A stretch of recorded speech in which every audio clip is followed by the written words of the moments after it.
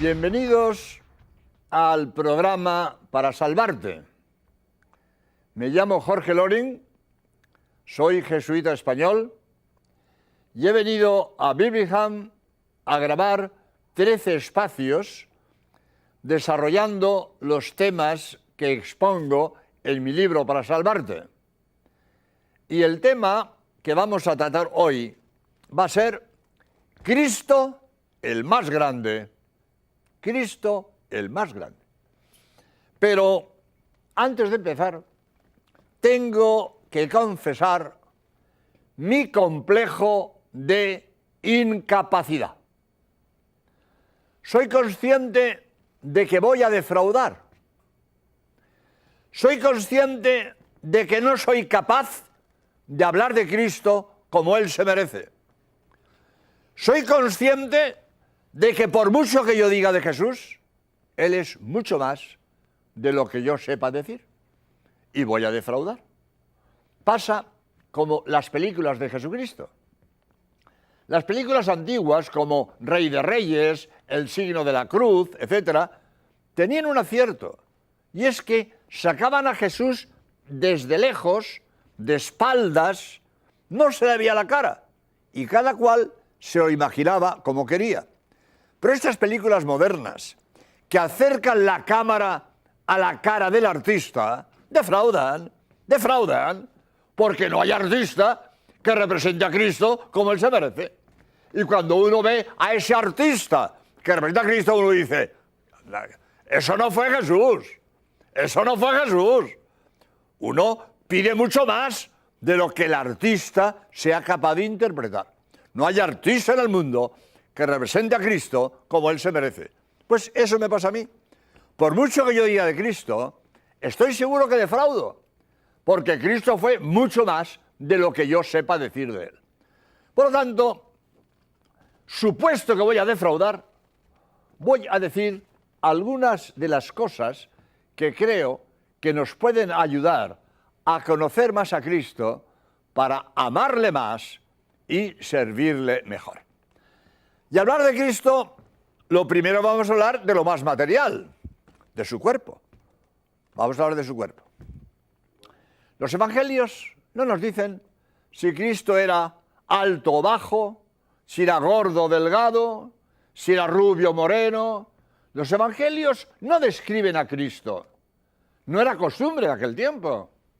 El primer escritor que describe a su personaje fue Plutarco en sus vidas paralelas.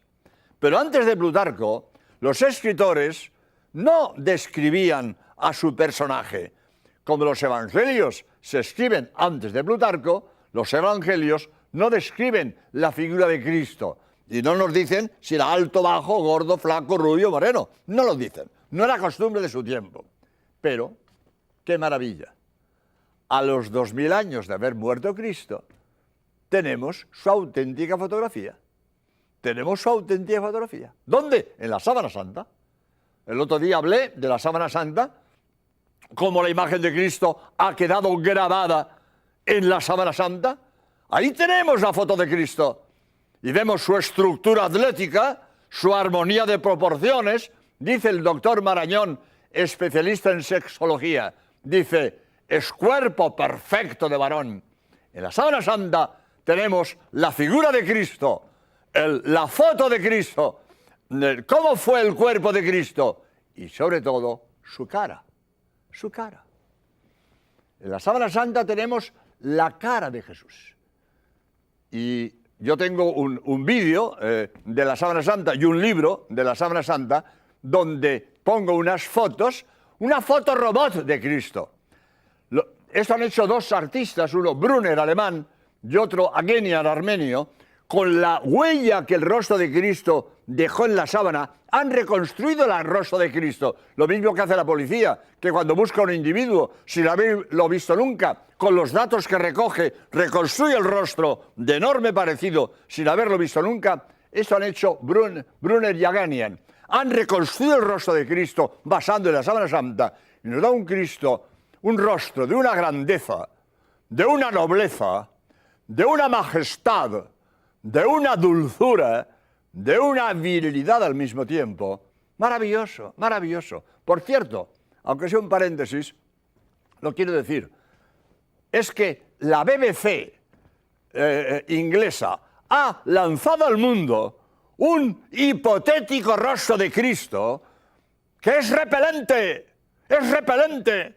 Es que han encontrado un cráneo contemporáneo de Jesús y han recorrido un rastro, un hombre, parece un hombre de Atapuerca, un hombre de Neandertal, una cara de delincuente. Yo he dicho en televisión, dije, ese era el rostro de Barrabás, no el de Cristo. Cristo no tenía esa cara repelente. Cristo tenía un rostro agradable. Si se llevaba a la gente de calle, tenía un rostro agradable. No es que fuera un guaperas. Cristo no tenía que ser un guaperas. Pero un rostro agradable sí. Un rostro atractivo sí. Y no ese rostro repelente que han divulgado los medios de comunicación porque unos ingleses de Manchester han reconstruido un cráneo contemporáneo de Cristo. No tiene nada que ver con la cara auténtica de Cristo, que era agradable, atractiva y tenía unas cualidades que se llevaba la gente de calle. Bien, hablando ya del cuerpo de Cristo, vamos a hablar ahora de otras cualidades de Cristo. Y la primera cualidad de Cristo que se ve en su foto, su fortaleza. Cristo era tremendamente fuerte, un hombre muy fuerte. Los evangelios no nos dicen que Cristo fuera corpulento, pero nos dicen cosas que deducimos que era fuerte. ¿Por qué? Dicen los evangelios que Cristo subió de Jericó a Jerusalén en 6 horas. De Jericó a Jerusalén hay 36 kilómetros.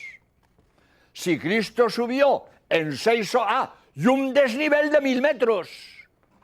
1000 metros, 36 kilómetros en 6 horas. Cristo subió a 6 kilómetros por hora. Eso es un paso muy rápido, muy rápido. Yo he sido scout en mi juventud, explorador, he hecho muchas marchas. Y un paso de 5 kilómetros por hora es un buen paso. Y un paso de 6 kilómetros por hora, un paso rápido. Llaneando, bien. Llaneando, pase.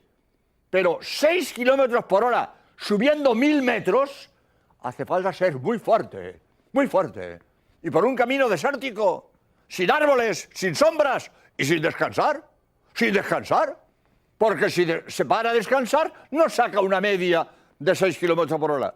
Por lo tanto, Cristo, si sube de Jericó a Jerusalén, 1000 metros, 36 kilómetros en 6 horas, Cristo era un hombre muy fuerte, una gran fortaleza física.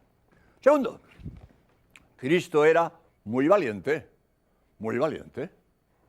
Fijaros vosotros, cuando en el templo están allí los mercaderes con las mesas, las monedas allí, y Cristo coge del suelo unas cuerdas de atar el ganado, forma un látigo y expulsa a los mercaderes a latigazos. Derriba las mesas, espanta las gallinas y los animales. Los judíos, todos sabemos lo que es un judío para defender el dinero.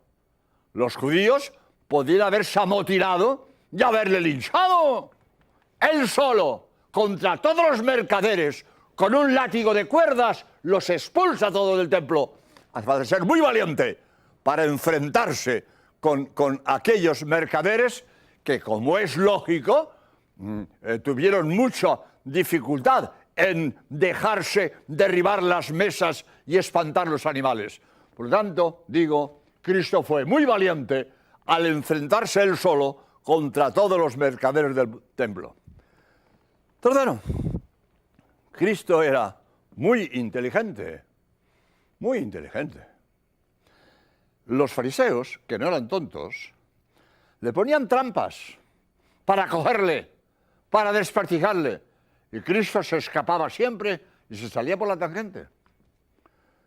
Llegan los fariseos y le dicen: Maestro, ¿qué dices tú de eso de pagar tributo al César? Una trampa muy bien hecha. Si dice hay que pagar tributo, se indispone con el pueblo que no quería pagar tributo al ejército de ocupación romano. Si dice no hay que pagar tributo, se dispone con la autoridad que esquilmaba al pueblo con los tributos. Si dice que hay que pagar, malo. Si dice que no hay que pagar, peor. Diga sí o diga no, le cogen. Y entonces los fariseos, Señor, digo, Maestro, ¿qué opinas tú de pagar el tributo al César?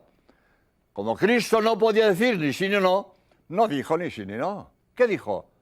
¿Tenéis una moneda con la que se paga el tributo? Sí, maestro, sí. Aquí tenemos un denario. Sacan el denario con que se pagaba el tributo. Y Cristo dice, ¿de quién es esa imagen?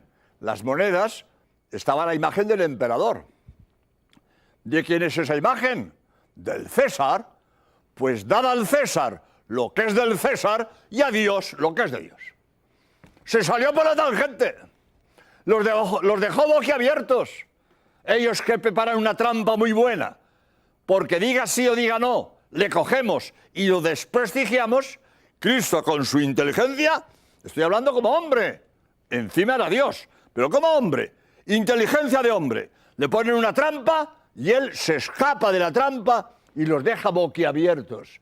No podía decir ni sí ni no, no dijo ni sí ni no. Dad al César lo que es del César y a Dios lo que es de Dios. Otra trampa. Le traen a la adúltera. Se la tiran a sus pies. Maestro, esta mujer ha sido sorprendida en adulterio. La ley manda que muera apedreada. ¿Tú qué dices? Si dice soltadla, va contra la ley. Si dice apedreadla, ¿dónde está su misericordia? Era una trampa muy bien pensada. Diga una cosa, diga otra, lo desprestigian. Pues Cristo, ¿qué hace Cristo? El que esté sin pecado, que tire la primera piedra. Y se pone a escribir en el suelo. No dice el Evangelio lo que escribía, pero podemos suponer, porque así dice el Evangelio, empezaron a desfilar uno a uno. ¿Y por qué empezaron a desfilar uno a uno? Por lo que él escribía en el suelo. ¿Qué escribía? Podemos suponer que escribía palabras claves que cada cual lo entendía. Por ejemplo, escribe Rebeca. Y dice, ¡oh, Rebeca! ¡Es mi querida! Como lo diga en público. ¡Ah, arreglado estoy! ¡Oh! Y se quita del medio. Escribe Samuel. Dice otro, Samuel, a este le he robado, a este le he estafado, a este lo que sea.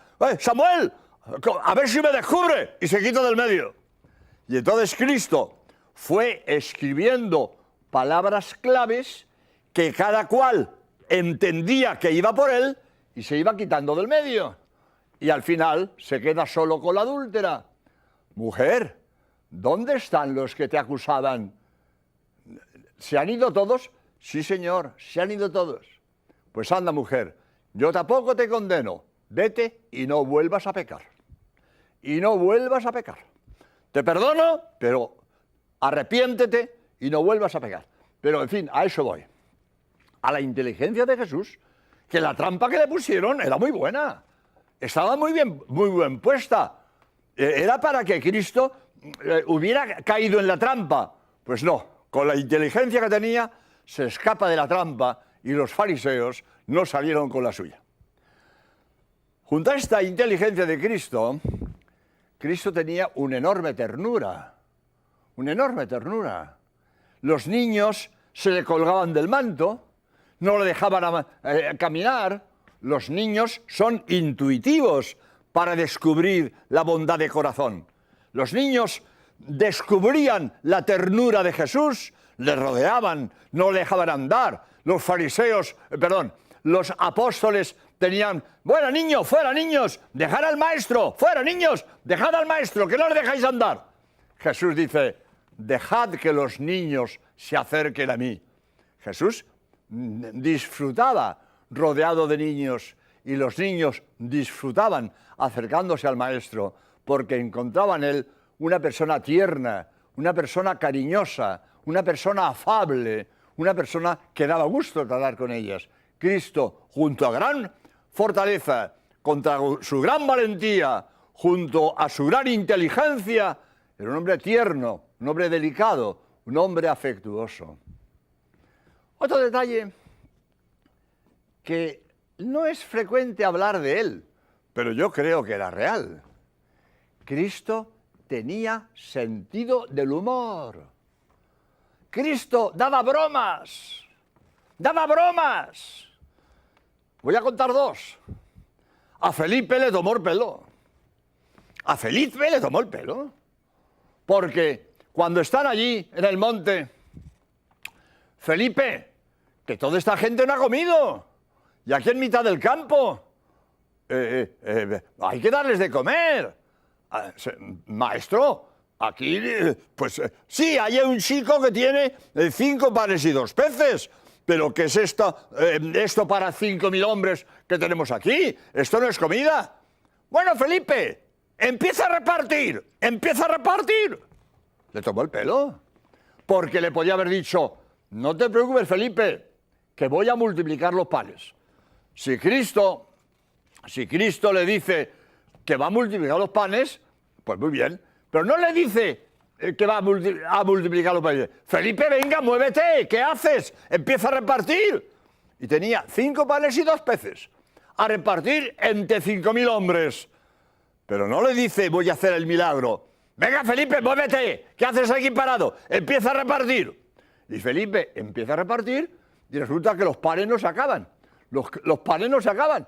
Y con los 5 panes da de comer a 5.000 hombres y sobran 12 canastos de las sobras.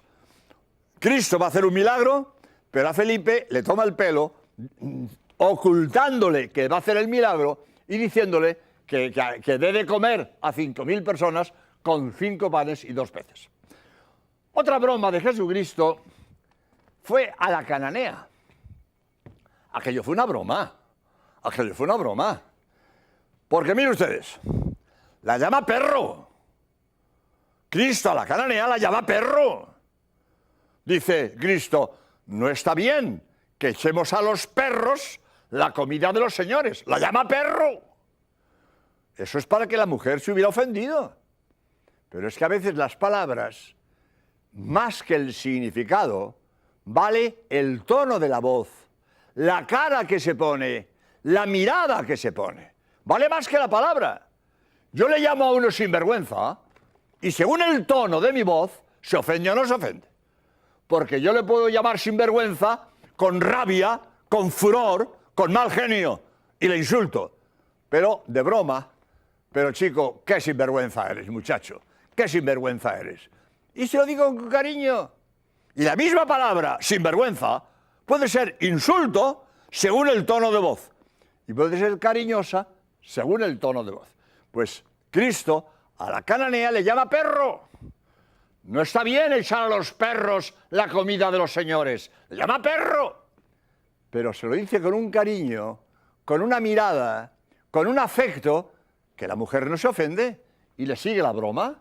Le sigue la broma. Bueno, señor, pero también los perritos comen de las migajas que caen de la mesa de los señores. No se ofenden. Le he llamado perro. Pero ella comprende que es una broma y le sigue la broma. Bueno, señor, también los perritos comen de las migajas que caen de la mesa de los señores. Por lo tanto, Cristo daba bromas. Pero además Cristo tenía un enorme dominio de sí. Un enorme dominio. Fijaros lo humillante que es para un hombre recibir un bofetón en público.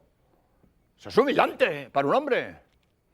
A Cristo le dan un bofetón delante de Caifás y Cristo no se inmuta. No contesta con un puñetazo.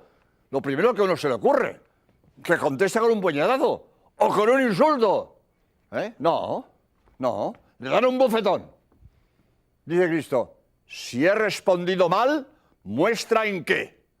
Mas si bien, ¿por qué me hieres? Enorme dominio propio. Enorme dominio. Lo propio era haber saltado sobre el otro que le pegó un bofetón. Si he respondido mal, muestra en qué. Mas si bien, ¿por qué me hieres? Enorme dominio propio.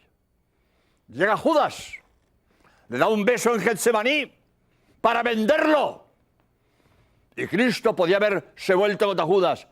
Parece mentira, Judas, lo que me has hecho, me has traicionado, me has vendido. Judas, tú que eres mi amigo, que eres mi apóstol, hay que ver, Judas. Cristo no se enfrenta con Judas. Amigo, le llama, amigo, ¿a qué has venido? Le llama amigo, y le está vendiendo. Judas le acaba de traicionar y Cristo le llama amigo. ¡Qué dominio propio! Y lo mismo en la cruz. Padre, perdónales que no saben lo que hacen. Lo están ajusticiando injustamente. Y él, a los que le están ajusticiando, Padre, perdónales porque no saben lo que hacen. Enorme dominio propio que tenía Jesús. Enorme dominio propio.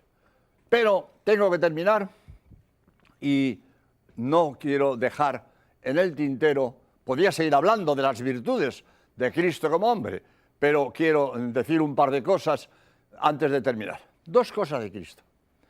Cristo, el hombre más amado de la historia. Cristo, el hombre que más ha influido en la historia de la humanidad. Primero, Cristo, el más amado de la historia. Nadie es amado más allá de su tumba.